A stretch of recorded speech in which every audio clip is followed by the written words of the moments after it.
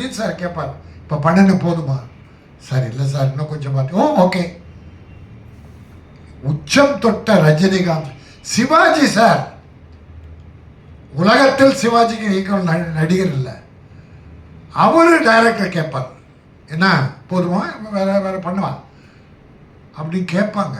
அதனால தான் அவங்கெல்லாம் மகானா, சினிமா உலகின் மகானா இருக்காங்க. தம்பி ஒரு 25 லட்சம் என்னமோ வாங்கி ஒரு படம் அடித்தார், புதுசு படம். சூப்பர் டேட் ஆச்சு போன வருஷம். எடுத்த உடனே 2 கோடி ஆகிட்டார் சம்பளத்தை. 2 crores. முதல் படத்தில் 25 கூட கிடையாது, இவர் கொடுத்துருப்பார். அவர் ஹீரோ நடிக்க நான் ஒரு 10 லட்சம் 20 கொடுத்துருக்கலாம், சும்மா சொல்கிறேன். ஆனால் அடுத்து அந்த படம் ஒரு படம் வெற்றி பெற்றது, சம்பளம் 2 கோடினார். இப்போ யாருக்கு லாபம்? அலைகள் ஓயாத கடல். அலைகள் அடித்து அடித்து முன்னோக்கி வந்து பின்னோக்கி செல்லும். அதுபோல தான் தமிழ் சினிமா கூட இன்றைக்கு துன்பங்களாலும் துயரங்களாலும் சில நேரங்களில் இன்பங்களாலும் அலை மோதி கொண்டிருக்கிறது. பலர் சினிமா எடுக்க வேண்டும் என்று போராடி அந்த அலையோடு போய்விட்டவர்கள் பல்லாயிரக்கணக்கானோர். இன்றைக்கு நம்முடைய தயாரிப்பாளர் வசந்த் அவர்கள் அமெரிக்காவில் பணியாற்றுகிற தமிழர். தமிழ் திரையுலகின் மீது பற்று கொண்டு தமிழ் படம் எடுக்க வேண்டும் என்ற ஆசையில் அதற்கு முன்னோட்டமாக ஒரு பாடல் தயாரித்திருக்கிறார். இயக்குனர் ஈசான் இந்த படத்துக்கு இயக்குனராக வைத்து அந்த பாடலை உருவாக்கி இருக்கிறார். இசையமைத்தவர் நம்முடைய லட்சிய நடிகர், திராவிட முன்னேற்ற கழகத்து வலுப்பெற்று விளங்க அண்ணா காலத்திலே கூட இருந்த புரட்சி தலைவர் எம்ஜிஆர் போலவே லட்சிய நடிகர் SS ராஜேந்திரன். அவருடைய பேரன் ஆரியன் இதற்கு இசையமைத்திருக்கிறார். பாடல்கள் கேட்டேன், மிக நன்றாகவே இருக்கிறது. ஆழி என்கிற தமிழ் பெயர், அற்புதமான பெயர் தாங்கிய அந்த பாட்டு தமிழின் பெருமையை சொல்லுகிற, இயற்கை வளத்தை சொல்லுகிற ஒரு நல்ல பாட்டாக அமைந்திருக்கிறது. அது தமிழர்களின் உள்ளங்களை தொடும். தமிழர்கள் அந்த பாடலை கேட்டு இன்புறுவார்கள், மகிழ்வார்கள். அதில் நடித்த கதிரவன் கதாநாயகனாக அடுத்து எடுக்க படத்தில் அவரை கதாநாயக போடுவதற்கும் நமிதா கிருஷ்ணமூர்த்தி என்கிற நடிகை, அவர்களுக்கு இதுவும் முதல் பாட்டு. படமே சின்ன சின்ன வேஷங்களில் பண்ணவங்க. இவர் பிக் பாஸ்ன்னு ஒரு விஜய் டிவியில் ஒரு கால் பகுதி தலையை காட்டு ஓடி வந்தவர். அதோட முடிச்சிட்டாங்க பாதியோட. ஆனால் அவங்க 2 பேரையும் வச்சு ஒரு பாடல் அற்புதமாக எடுத்திருக்காங்க. ஆனால் அந்த பாட்டு ப்ரமோஷனுக்கு அவங்க 2 பேருமா இருந்தால் இன்னும் கொஞ்சம் தூக்கலாக இருக்கும். வேற ஒன்று, அவங்களால ஒரு பலனும் கிடையாது. ப்ரொடியூசரால் தான் நடிகர்களுக்கு பெரும் பலனை தவிர நடிகர்களாக ப்ரொடியூசருக்கோ இயக்குனருக்கோ எந்த பலனும் கிடையாது. ஆனால் இந்த இயக்குனர் ஈசான் கொஞ்சம் கஷ்டப்பட்டு நல்ல மாதிரி அந்த படம் எடுத்து அந்த ப்ரமோஷனை கூப்பிட்டா வர்றதில்லை. ப்ரமோஷன் வர்றதுக்கு ரூபாய் கேட்குறாங்க. பாட்டில் நடிக்கிறதுக்கு ரூபாய் கொடுத்தாங்க, ரைட். ப்ரமோஷன் பண்ணுறது அவங்க புகழுக்கு தான். இந்த பாட்டோட இந்த ப்ரமோஷன் பண்ணால் அதுவும் அவங்களுக்கு ஒரு ப்ரமோஷன். அவங்க பேர் உயர, அவங்க பேர் நாட்டு மக்கள் அறிய, அது ஒரு பேர் உதவி. ஆனால் பாட்டில் நடிப்பதற்கும் பணத்தை வாங்கிட்டு நான் ப்ரமோஷனுக்கு போஸ்டர் போடுறதுக்கு எனக்கு பணம் வேணும், 1 லட்சம் வேணும், 50,000 வேணும்னா பாட்டு தயாரிக்கவே 50,000 தயாரிக்கிறோம். இதில் ப்ரமோஷனுக்கு வேறு 50,000 கேட்டால் இப்படிப்பட்ட கேவலமானவர்கள் தமிழ்நாட்டுக்கு தமிழ் படங்களை நடிக்க வந்துட்டா தமிழ் கதி என்ன? இவரெல்லாம் நடிகராக்கினா தமிழ் சினிமாவின் கதி என்ன? ஒரு பாட்டில் நடிக்கும் போதே இவ்வளோ ஆணவம், அகந்த, திமிரு, ப்ரொடியூசரை வதைப்படுத்துறது, அவமானப்படுத்துறது, டைரக்டரை மதிக்கிறது இல்லைன்னா ஒரு படம் முழு படம் எடுத்து அது வெற்றி பெற்றா இவங்களால தமிழ் சினிமா எவ்வளோ வேதனைப்படும், எவ்வளோ நஷ்டமடையும். ஒரு பிக் பாஸில் ஒரு கால் பகுதியை கூட உள்ள இல்லாமல் டிஸ்கவுண்ட் பண்ணிட்டாங்க, வெளியே அனுப்பிட்டாங்க. அந்த தகுதியில் வச்சுக்கிட்டு அவரை போய் இவங்க ஹீரோவை போட்டு இந்த பாட்டு எடுத்ததே தப்பு. ஆனால் எடுத்துட்டாங்கன்னா அவர் எவ்வளோ நன்றியோடு இருக்கணும். அடுத்து அவரை வச்சு படம் ஹீரோ பண்ண நல்ல வேலை தப்பிச்சிங்க. இப்போவே அவர் புத்தி என்னன்னு தெரிஞ்சு போச்சு. நீங்கள் படம் முழுசாக அவர் செலவு பண்ணி எடுத்திருந்தா, இந்த பொண்ணை ஹீரோயினை போட்டு அவர் ஹீரோவை போட்டிருந்தா படம் முடிக்கிறதுக்குள்ளே உங்களை என்ன அவஸ்தைப்பட வச்சுருப்பார், கதிகலங்க வச்சுருப்பார். பிறகு இந்த படம் வெற்றி பெற்றிருந்தா அவன் தலைகணம் ஏறி தமிழ் ப்ரொடியூசர்ஸே அவமானப்படுத்திருப்பான். இது நல்ல நேரம் உங்களுக்கு. இந்த ஒரு பாட்டோட அவனுடைய ஆணவம் அகந்தையும் என்னன்னு தெரிஞ்சதால அவரை ஒதுக்கி தள்ள நீங்கள் மட்டும் இல்லை, இனி தமிழ் சினிமாவே அவங்க புக் பண்ணக்கூடாது. எந்த ரூபத்திலேயே அவங்க தமிழ் சினிமாக்குள்ளே நடிக்க வரக்கூடாது. அதை சில ப்ரொடியூசர்ஸ் பார்த்துக்குவாங்க. நான் வருத்தத்தை சொல்கிறேன், ஏன்னா இளைஞர்கள் வரணும். இந்த தம்பியை போல் இந்த பெண்ணை போல் உள்ளவங்க படங்கள் நடித்து பெருசாக வரணும்னு ஆசைப்படுறது, உற்சாகப்படுத்துகிறோம். நான் யாரையும் டிஸ்கரேஜ் பண்ணுறது, கெடுக்கணும்னு நினைக்கிற எண்ணம் நமக்கு கிடையாது. ஆனால் இப்போ இந்த ப்ரொடியூசர் இவங்க பண்ணியிருக்கிற அவமானம், கேட்ட பணம், ப்ரொமோஷனுக்கு பணம் கேட்டால் எவ்வளோ வேதனையாக இருக்குது. அதனால்தான் இவங்க இனி இந்த தமிழ் சினிமாவில் தலை காட்டக்கூடாது, யாரையும் அவங்கள புக் பண்ணக்கூடாது.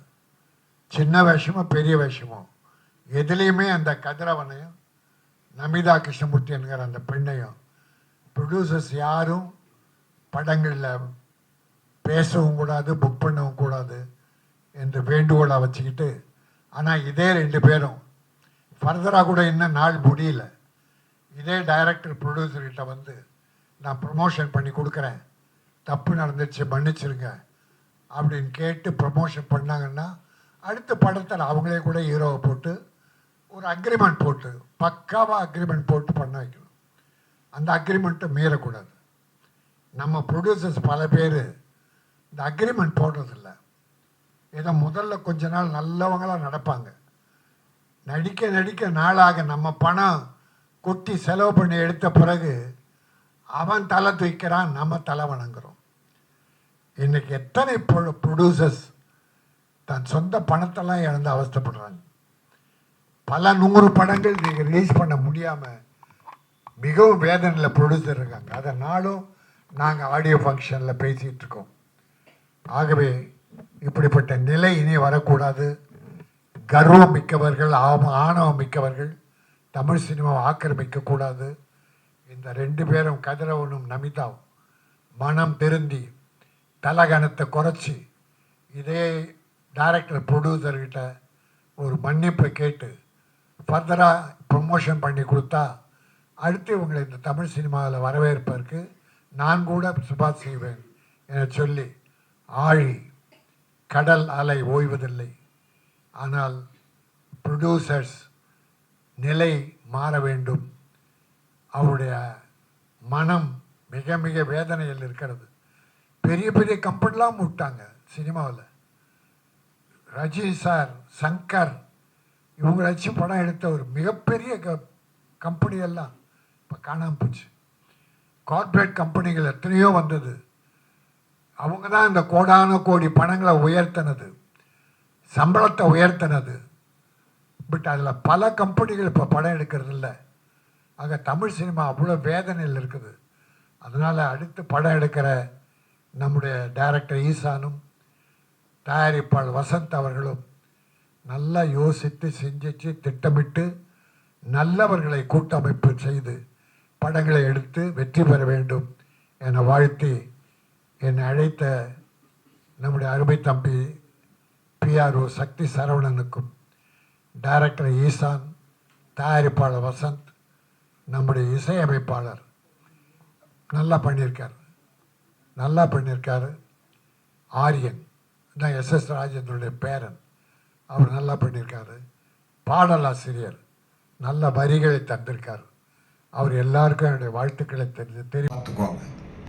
சார் ராஜன் சார், அப்போ நீங்கள் சொல்கிறது ப்ரொடியூசர் தான் கப்பலோட ஓனர், கேப்டன், டைரக்டர், இவங்கெல்லாம் பயணிகள் சொல்கிறத கேட்கணும். இப்போ நான் விரும்பி ஒரு படம் எடுக்கணும்னு வந்தேன்னா முதல்ல பணம் வேணும். அந்த பணத்தோடு யார் வர்றாங்களோ அவங்க தான் ஃபஸ்ட். நான் இந்த டைரக்டரை ஃபிக்ஸ் பண்ணுறேன். அந்த டைரக்டர் கதையை எல்லாம் பேசி யார் ஹீரோ, யார் ஹீரோயின், யார் கேமராமேன் டைரக்டர் ஃபிக்ஸ் பண்ணலாம். தயாரிப்பாளரோட கன்சல்ட் பண்ணிட்டு பிறகு அவர் தான் ப்ரொடியூசருக்கு நம்பிக்கையாக நடந்துக்கணும். அதாவது கணவன் மனைவி, மனைவி டைரக்டர், கணவன் முதலாளி மாதிரி. அவர் சம்பாதிச்சு கொண்டு வந்து என்ன வேணுமோ வீட்டுக்கு கொடுத்தா அந்த அம்மா சமைச்சு எல்லா ருசியான உணவை மக்களுக்கு கொடுப்பாங்க. அதனால் ப்ரொடியூசர் சம்பாதிச்சு கொண்டாந்து டைரக்டர்கள் கொடுத்தா அவர் ஒரு நல்ல சமையலாக அறுசுவை விருந்தாக படத்தை தயார் செய்து மக்களுக்கு விருந்தளிப்பார். அப்படிப்பட்ட 100% பொறுப்பு டைரக்டருக்கு உண்டு. அப்போ எல்லா நடிகைகள், டெக்னீஷியன்ஸ் அவர் கேட்குறதா செய்யணும். அவங்களுக்குன்னு ஒரு கிடையாது, யோசனை சொல் டிஸ்கஸ் பண்ணலாம், தப்பு கிடையாது. டைரக்டர் அப்போ கூட ஃபைனல் டைரக்டர். நடிகர் இருந்தால் இல்லை இது போதுமா, ரஜினி சார் கேட்பார், இப்போ பண்ணு போதுமா, சார் இல்லை சார் இன்னும் கொஞ்சம் பார்த்து, ஓகே.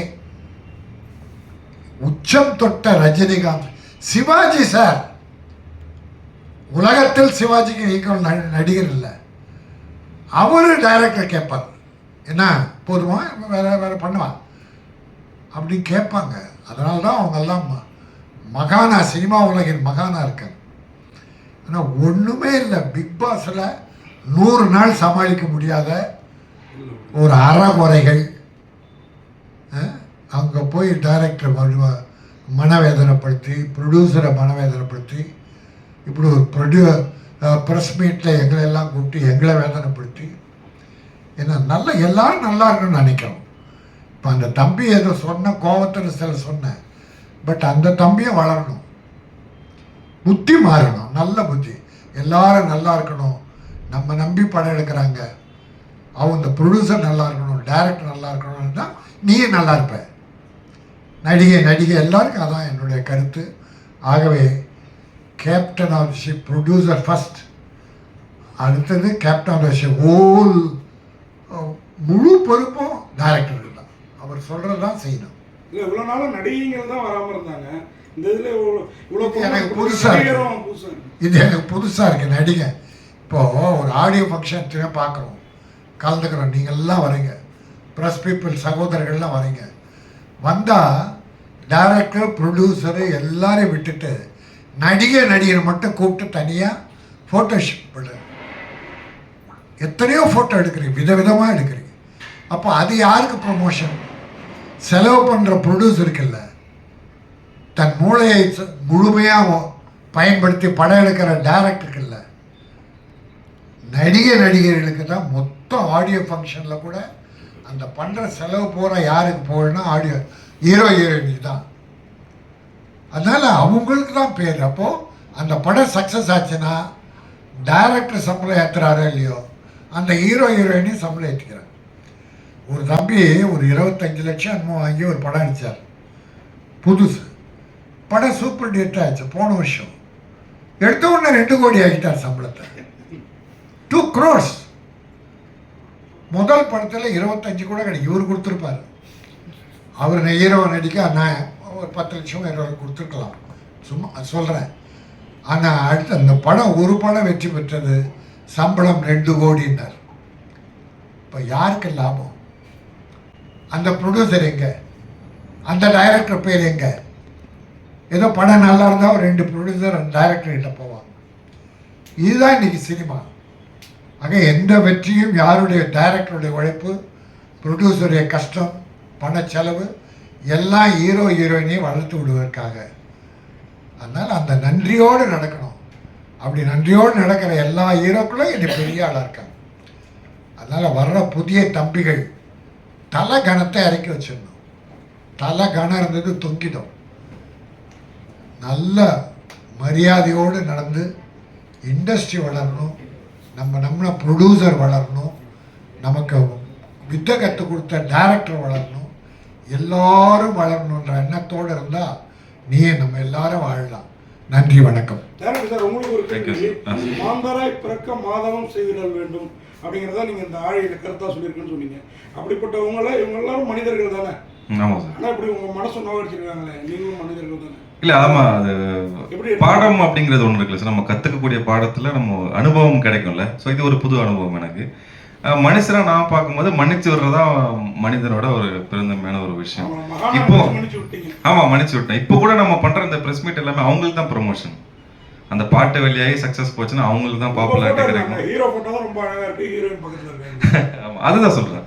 மறப்போம் மன்னிப்போம் சார், அவ்வளோதான்.